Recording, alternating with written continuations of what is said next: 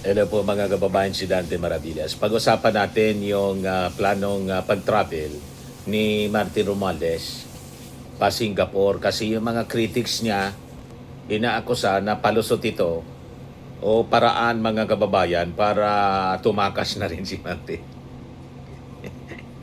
Yung mga gawain ninyo kasi, pinapahid ninyo kay Martin Romualdez ang mga style ninyo.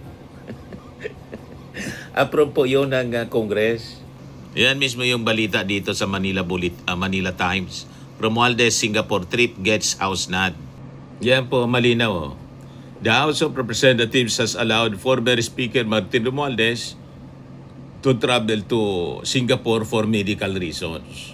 As requested, travel clearance is hereby granted to Ferdinand Martin Romualdez, Representative 1st District Leyte, in connection with his personal trip to Singapore from April 20 to May 4, 2026. A travel clearance dated April 20, 2026 from House Secretary General Cheloy Garafil. Sabi po ni Martin, I have also written the Department of Justice of my intention to travel in view of an Immigration Lookout Bulletin Order or ILBO issued last October 8, 2025, sabi po ni Martin. I give my unequivocal assurance that I will return to the Philippines immediately upon completion of my medical engagement and remain accessible for any urgent legislative matters during this period. In a press briefing kahapon, si Ombudsman Remulla said that because we have a bulletin, a lookout order with immigration, we did not respond favorably to the request that he be allowed to leave. Pero yung abogado mga kababayan ni Martin, si Attorney Adi Fardo said in a statement later that the immigration lookout bulletin order does not bar travel but simply requires prior coordination with authorities. In fact, sabi po ni Attorney Fardo, Congressman Romualdez sought travel authority in all good faith, and this authority has been granted. Fardo said that Romualdez has consistently respected legal processes and will continue to do so. Yan ang pagkakaiba ni Martin Romualdez sa mga Duterte, walang pag-iwas. Kaya yung mga propaganda nila puro baliktad. Yung mga gawain nila pinapahid sa dating speaker mga kababayan. Huwag kami mga fake news peddlers, mga propagandist ng mga Duterte. Kayo-kayo lang ang naglulukuhan. Walang pag-iwas kay Martin. Pirmado yung clearance mga kababayan ng travel ni Martin kay Boji, Speaker Boji D. Yan, sabi dito, ang clearance ay nilagdaan ni House Secretary General Cheloy Garafil sa ilalim ng otoridad ni Speaker Faustino D. So, hindi sa personal mga kababayan na desisyon ni Martin. Dumaan siya sa institusyon, sa proseso. Dumaan sa institusyon na may mandato. Yon ang Kamara mga kababayan. Sa simpleng salita, hindi basta siya aalis. Pinayagan siya ng opisyal na proseso. Naintindihan na ninyo mga gunggong. Di ba? Ang tumakas po si Ari Roque saka si hindi na nagpapakita. Kaya pinapabalik na yung sweldo. Ay pinapabalik. Nanawagan si JBR Sito na wag nang kukubra ng sweldo itong si Bato de la Rosa kasi hindi man nagtatrabaho. Nagtatago na. Hindi flight risk mga kababayan si Martin. Kasi malinaw naman po, kapag ang isang tao, mga kababayan, may planong tumakas, hindi na yan magpapaalam.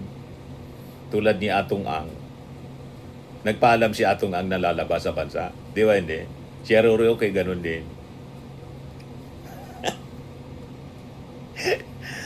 Yan ang mga flight risk, mga kababayan.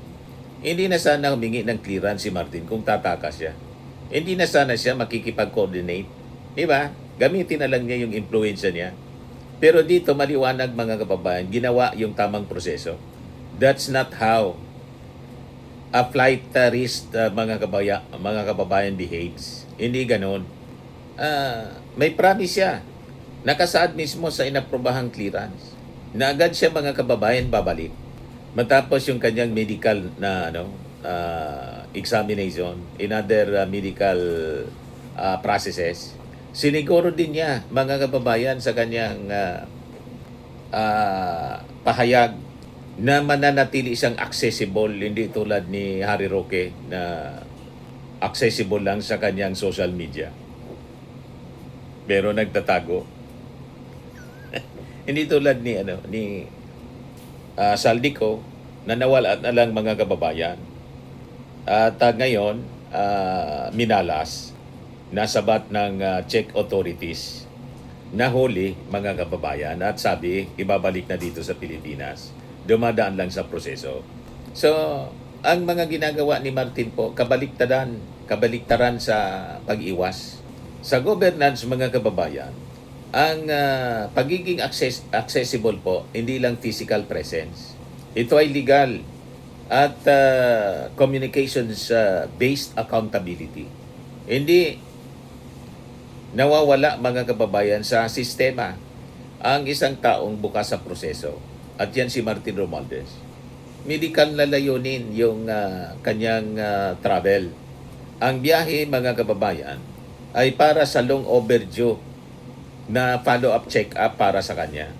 Kaugnay ng kanyang naunang angioplasty surgery, sabi ng kampo ni Martin, ang pangangalaga, mga kababayan, sa kalusugan ay isang karapatan na ginagawa po sa pamamagitan ng tamang legal channel.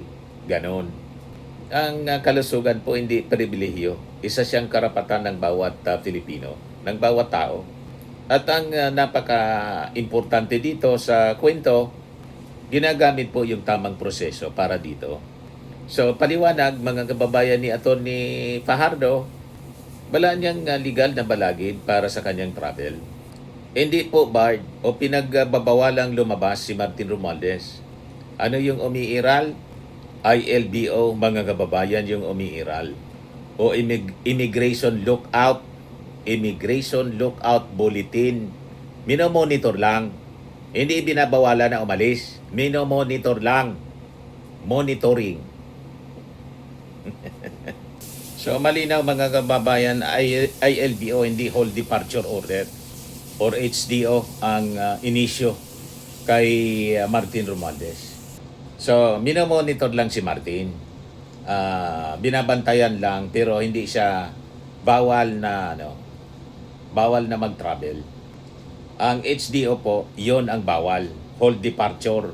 Huliin ka pag lumabas ka sa bansa. So, malinaw po. Monitoring lang, walang pagbabawal para mag-travel kay Martin. Kailangan niya lang ng prior coordination.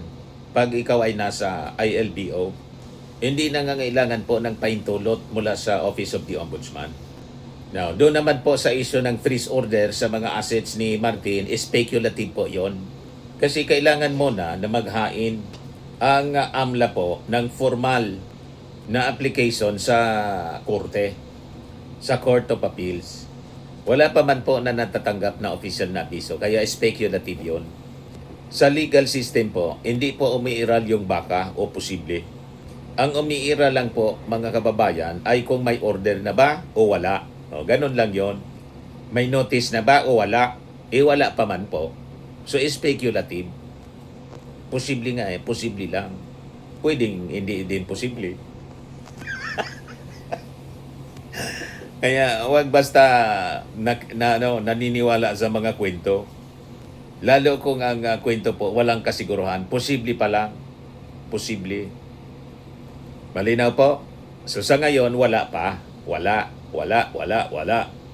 So ang pagpapagamot, mga kababayan, sa ibang bansa ay isa pong karapatan ng isang tao. Dapat ding respetuhin yung tinatawag na presumption of innocence. Habang wala pa pong pinal na desisyon. Ganun lang yon. Ito po yung pundasyon ng rule of law. Hindi ka dapat hinahatulan dahil lang sa balita. Kahit kay Sarah, inosente pa siya hanggang ngayon. Kaya nga may hearing. Kaya nga kailangan po duman siya sa trial. After trial, doon magdidesisyon kung base sa ebidensya, guilty or not guilty si Sarah. Convicted or acquittal. Ganun po. fair tayo sa treatment ng mga issue po. Ganon din dapat ang trato kay Martin Romualdez or any accused for that matter. Ang hostisya, mga kababayan, ay process-driven, hindi noise-driven. Puro lang ingay, puro kwento. So sa mas malalim, mga kababayan, na pagbasa sa isyung ito laban kay Martin Romualdez, hindi po siya isang simpleng travel issue sa tingin natin. Ito po ay isang test ng institutional discipline. Kapag ang isang opisyal ay dumaan sa kamera, nakipag-coordinate po sa DOJ, sumunod siya sa immigration protocols. Ang ibig sabihin niyan, gumagana ang sistema. At sa demokrasya, mga kababayan, ito yung mas mahalaga kaysa sa pag-iingay. Ang proseso dapat sinusunod, hindi po yung iniikutan sa pamamagitan ng technicalities para may tinatamaan na naman niya Mr. Maravillas. Talagang yun ang patama natin. Di ba, mga kababayan? So bakit malaga yung tamang pag-unawa dito sa isyong ito? Sa ganitong sitwasyon kasi po, delikado ang maling framing sa kwento. Ang coordination, ginagawang paghingi ng permiso. Ang ILBO, ginagawa ng travel ban, advance. Yung investigation na ginagawa na nila, ini-interpret nilang guilty verdict na. Walang ganon. So kapag mali ang framing, mga kababayan, naliligaw at nalilito yung publiko. Nasisira po yung tiwala sa proseso. Napapalitan ng emosyon yung batas. Kaya napaka-importante yung clarity. Yun ang rason kung bakit natin ito pinag-usapan ngayon. Ang dami ng kalituhan. Talagang sinasadya yung kalituhan, mga kababayan. Confusion. So ang batas, hindi po siya interpretasyon. May malinaw siyang hangganan. So ang tunay na sukatan, mga kababayan, ng respeto sa batas ay hindi kung sino yung iniimbestigahan, kundi kung paano sila sumusunod sa proseso habang iniimbestigahan. Ganon. So sa kasong ito, ang mensahe, mga kababayan, malinaw naman. Sumunod sa institusyon, nakipag-coordinate sa otoridad si Martin. Saka nire-respeto niya yung proseso. Hindi siya umiiwas. At kasabay nito, nire-respeto niya ang papel ng ombudsman bilang bahagi po ng accountability system. Hindi po bilang hadlang sa karapatan, kundi bilang tagapagtanggol ng proseso. So ang kaso, mga kababayan, ng travel clearance ni Martin, hindi po siya kwento ng pag-iwas. Kwento po ito ng pagsunod sa bawat hakbang. May pahintulot, may koordinasyon, may dokumento, may transparency, mga kababayan. At sa huli, ang pinakamahalagang prinsipyo, mga kababayan, ay nananatili. Ang batas po ay hindi nakabase sa hinala, kundi po sa proseso, sa ebidensya. At siyempre, tamang mekanismo po. So hindi po lahat ng umaalis ay tumatakas. May mga umaalis na dumadaan sa proseso tulad ni Martin at bumabalik na may paninindigan sa batas. Yan po ang pinakita ni Martin mula pa sa umpisa. Bumaba siya sa pwesto bilang speaker, di ba? Ano yung purpose niya? Para magbigay daan sa investigasyon. Umarap siya sa mga tanong ng ICI, hindi siya umiwas, hindi tulad ni Sarah. Kahit yung abogado, hindi mag-appear. Siya mismo, umiiwas, mga kababayan. Hindi po nagtago, kundi nagtrabaho siya sa House of Representatives. Daming pinasang batas. Hindi tulad ni Bato, wala pa mang lumalabas na warrant of arrest, nagtago na. Pero kumukobra ng sweldo.